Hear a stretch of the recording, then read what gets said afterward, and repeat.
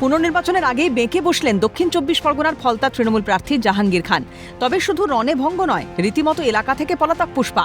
এদিকে তার গ্রেপ্তারির দাবিতে ফুঁসছে ফলতা বিধানসভার ফতেপুর এলাকায় বিক্ষোভ বিজেপি কর্মী সমর্থক থেকে স্থানীয়দের।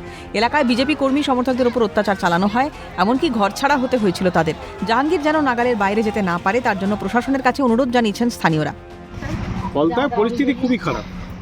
ফলতার পরিস্থিতি খারাপ, দেখুন 2019 থেকে মানে পরিস্থিতি খুব খারাপ। আমাদের যারা বিজেপি করতো তাদের করতে দেয়নি, ঠিক আছে, এবং বুধে কারো বসতে দিত না। গ্রামে গ্রামে এসে বাড়িতে থেট দেওয়া, ঘর ভেঙে দেওয়া। 21 তো আমি 7 বছর ঘর ছাড়া ছিল, এখনো পর্যন্ত আছি। শুধু ইলেকশনের 15 দিন আগে এসেছি। কি অত্যাচার হয়েছে আপনার এবং আপনার ভাইয়ের ওপরে?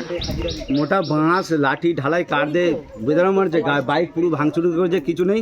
ভাইকে বাঁচাতে পারিনি, ভাই করছে, সেখানে তাকে বেদনা মেরে যাচ্ছে। আমি কোনোভাবে ভয়ে পালিয়ে এসেছিলাম, তারপরে সিআরপি এসে আমার ভাইকে সব উদ্ধার করেছে। আপনাদের দোষ কি? মূলত দোষ কিছু নেই, একটা জানে আবেগে আনন্দে ভেসে গেছিলাম, বাইক নিয়ে সবাই যাচ্ছে, আমরাও মানুষের পরিবেশটা কেমন দেখতে গিয়েছিলাম, ঠিক আছে, এটাই আমাদের অপরাধ।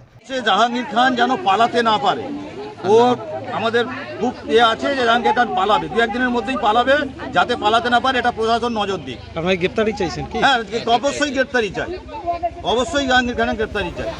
2021 সালে পুনরায় তৃণমূল এলে এলাকার ত্রাস হয়ে উঠেছিল জাহাঙ্গীর খান। বাড়িঘর ভাঙচুর থেকে বাড়িতে গিয়ে হুমকির অভিযোগ রয়েছে তার বিরুদ্ধে। তথাকথিত পুষ্পার অত্যাচারে জীবন দুর্বিষহ হয়ে উঠেছিল সেখানকার মানুষজনের। বিরোধী দল করলেই টার্গেট হতে হতো জাহাঙ্গীরের। তবে এবার কিছুটা ভয়মুক্ত হলেও পুরোপুরি আতঙ্ক পিছু ছাড়ছে না স্থানীয়দের। যতদিন না গ্রেপ্তার হচ্ছে জাহাঙ্গীর খান, ততদিন তাড়া করে বেড়াচ্ছে ভয়। ভোট না দিলে তোদের অনুদান বন্ধ করে দেবো। পাড়ায় জয়শ্রীরাম গান চালানো হয়েছিল দুর্গাপূজায়, তাই নিয়ে ছেলেদেরকে ফোন করে ঠেট, আমরা ঠাকুর দেখতে গেছি, আমাদেরকে ফোন করে বলছে পাড়ায় কেন জয়শ্রীরাম গান চলছে। এই রকম পরিস্থিতি, মানুষ গান চালানো যাবে না। তারপর আমি বলেছিলাম আমি যুবসাথী টাকা পাইনি, তোদের ভোট দেবো না। তার জন্য আমার বাড়ি 50 জন লোক নিয়ে এসে আমার বাড়িতে ঠেট করে যাচ্ছে। কার নির্দেশে হতো? জাহাঙ্গীর খানের নির্দেশে হতো, আবার কার নির্দেশে হবে? উনি কি ত্রাস হয়েছিল এই ফলতা? হ্যাঁ, ফলতার ওই যা করবে তাই, এখানকার লোকাল নেতাদেরকে ঠেট করতো, তারা আমাদের বাড়িতে এসে ঠেট করতো। না, কোনো কিছু সুযোগই ছিল না এখানে। প্রচার, ভোট দেওয়া অনেক দূরের কথা, প্রচার কিছুই হতো না এখানে। মানুষ চুপচাপ ঘরে বসে থাকতো। এই মুহূর্তে সবাই পাচ্ছে আর নিজেদের মতো করে সবাই বেরোতে পেরেছে। বিজেপির ফ্ল্যাগও এখন উঠছে আমাদের ফলতা থানায়। বিজেপির ফ্ল্যাগ দূরে থাক, আমাদের যে ধর্মের শ্রীরামের পতাকা পর্যন্ত টাঙানো, মানে এখানে একটা অন্যায় ছিল, অপরাধ ছিল।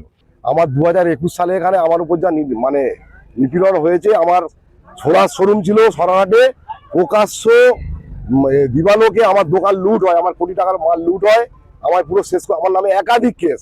আমাদের প্রত্যেক 4টা বুথ আমাদের বাড়িতে এসেও তো অনেক থ্রেট দিয়ে গেছে, আমিও পালিয়েও গিয়েছিলাম। কিন্তু 21 সালে যা করেছে এর সীমা নেই। 21 সালে আমাদের এই ছেলেগুলোর 8টা করে কেস দিয়েছে, 8টা কেস। মিথ্যে মামলা, সব মিথ্যে। ভোট যুদ্ধের আগেই ঝুঁকে গেলেন পুষ্পা।